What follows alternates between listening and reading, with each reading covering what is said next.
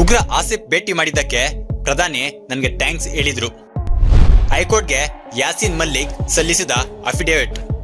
ಬಂಧಿತ ಜೆಕೆಎಲ್ ನಾಯಕ ಯಾಸೀನ್ ಮಲ್ಲಿಕ್ ಸ್ಫೋಟಕ ಹೇಳಿಕೆ. ಭಾರತದ ರಾಜಕಾರಣದಲ್ಲಿ ಬಿರುಗಾಳಿ ಏಳಲು ಕಾರಣವಾಗಬಹುದಾದ ಹೇಳಿಕೆಯೊಂದನ್ನು ಬಂಧಿತ ಜೆಕೆಎಲ್ಎಫ್ ನಾಯಕ ಯಾಸೀನ್ ಮಲ್ಲಿಕ್ ನೀಡಿದ್ದಾನೆ.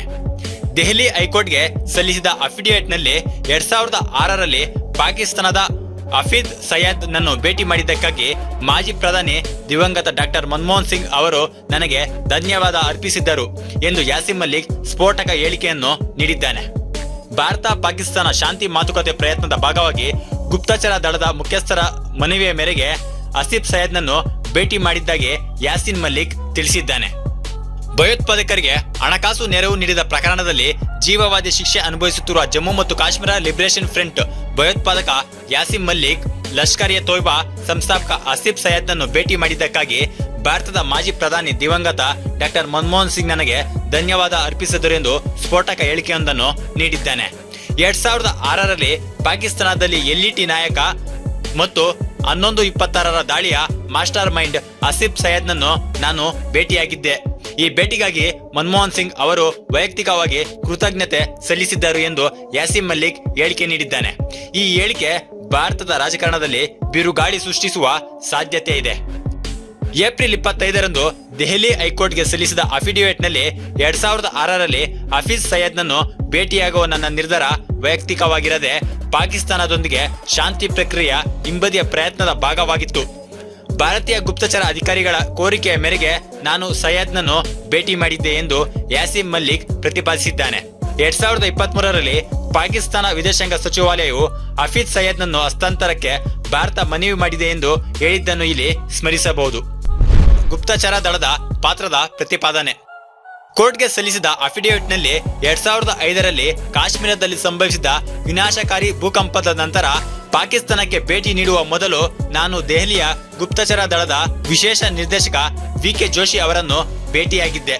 ಆಗ ಅವರು ಕೇವಲ ಪಾಕಿಸ್ತಾನ ರಾಜಕೀಯ ನಾಯಕತ್ವದೊಂದಿಗೆ ಮಾತ್ರವಲ್ಲದೆ ಹಫೀಜ್ ಸಯ್ಯದ್ ಮತ್ತು ಇತರ ಉಗ್ರವಾದಿಗಳೊಂದಿಗೆ ಮಾತುಕತೆಯಲ್ಲಿ ತೊಡಗಿಕೊಳ್ಳುವಂತೆ ಸೂಚಿಸಿದ್ದರು ಎಂದು ಯಾಸೀನ್ ಮಲ್ಲಿಕ್ ತಿಳಿಸಿದ್ದಾನೆ.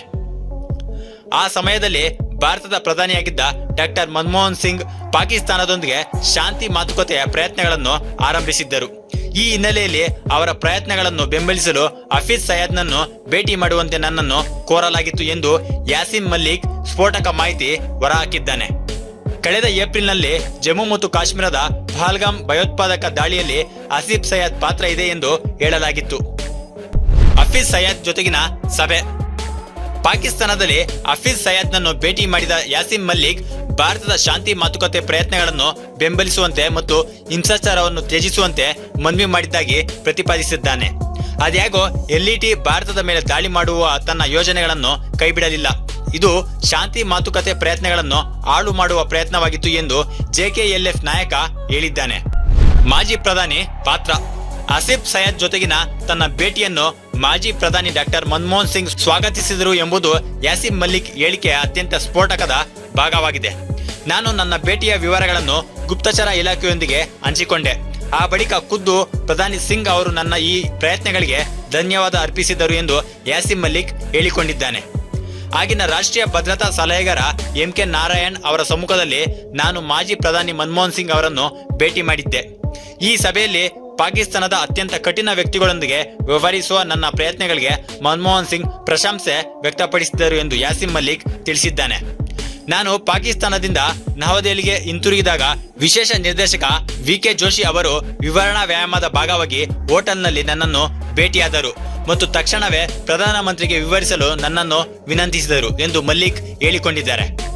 ಸಭೆಯಲ್ಲಿ ಮಾತನಾಡುತ್ತಾ ಡಾಕ್ಟರ್ ಮನಮೋಹನ್ ಸಿಂಗ್ ಅವರು ಯಾವುದೇ ಹಿಂಜರಿಕೆಯಿಲ್ಲದೆ ನಾನು ನಿಮ್ಮನ್ನು ಕಾಶ್ಮೀರದಲ್ಲಿ ಅಹಿಂಸಾತ್ಮಕ ಚಳುವಳಿಯ ಪಿತಾಮಹ ಎಂದು ಪರಿಗಣಿಸುತ್ತೇನೆ ಎಂದು ಹೇಳಿದ್ದಾಗಿ ಯಾಸೀನ್ ಮಲ್ಲಿಕ್ ದೆಹಲಿ ಹೈಕೋರ್ಟ್ಗೆ ಸಲ್ಲಿಸಿದ ಅಫಿಡೇವಿಟ್ನಲ್ಲಿ ದಾಖಲಿಸಿದ್ದಾನೆ.